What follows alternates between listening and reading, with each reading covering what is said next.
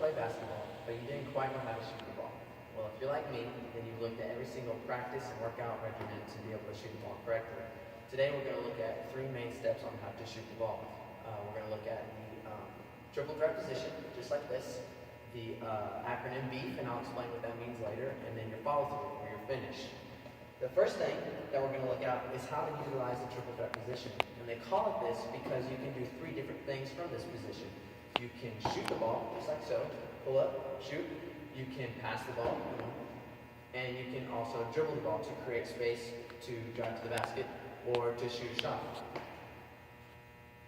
Now, you use this position almost every single time that you shoot the ball. So whenever you get a pass from a teammate, you want to make sure that you're in this position so that you can do the three steps every single time you catch it. For example, if I'm on the three-point line and I catch the ball, I need to be here so that way I can shoot the ball if I'm open, I can drive if I have the lane, or I can pass it to my teammates. You can also use the jab step to create space if the defender's crowding. For example, if I'm here and the defender's cutting off my left side, if I do a jab step, he'll drop his foot, and that'll create enough space for me to be able to pull up for a shot, just like that. Passing and dribbling are the other aspects of the triple threat position. From this position, you can do three different types of passes. You can do the chest pass, boom, just like that. You can do a bounce pass, side, side, forwards, or you can do an overhead pass if you're cross court. You can just pull it up, throw it overhead.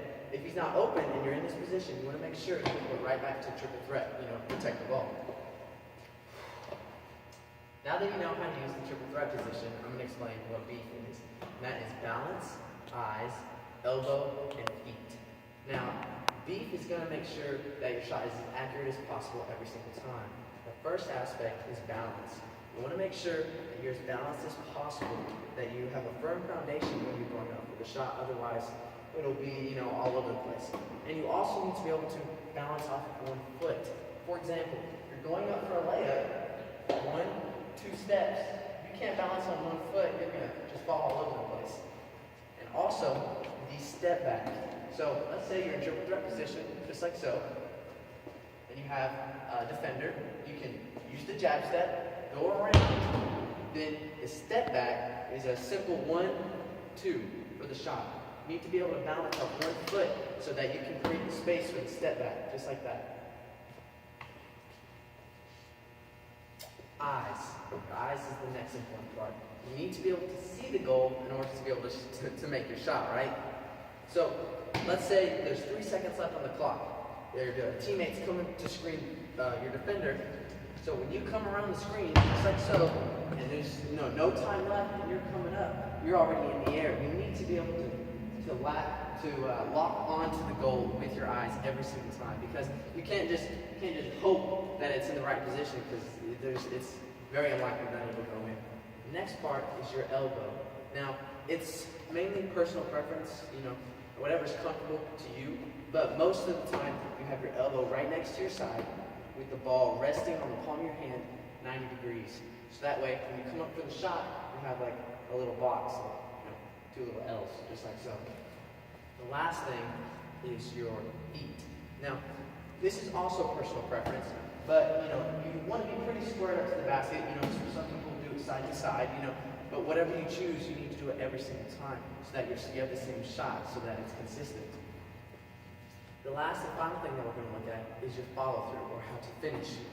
This is going to determine the trajectory of the ball. So if you're going to shoot it, right, your follow-through. If it's off a little bit to the left or to the right, then that's exactly where the ball's going to go. So you need to make sure that it's consistent every single time. To be able to check that, just imagine that you're dropping it at 11 o'clock. Straight up is 12, here's 11. Every single time, 11 o'clock. Or another thing some coaches like to say is, reach your hand in the cookie jar, for some cookies, just like that. Now, if you are in the gym or at practice, shooting around, and you notice that your shot is off a little bit to the left or a little bit to the right, the first thing that you want to check before you check for your hips and your feet and your shoulders is your follow-through. If it's off, that's the first thing you want to check for. So whenever you shoot, just hold it and then look at your fingers. Make sure that they're pointing at the goal, and make sure that you're not too low and you're not too high when you right at 11 o'clock. Now, shooting is robotic, but it doesn't need to be robotic. What I mean by that is it needs to be the exact same every single time, but it needs to be comfortable and fluid. Shooting takes years of practice. It can't be mastered in one day or 1 month or 1 year.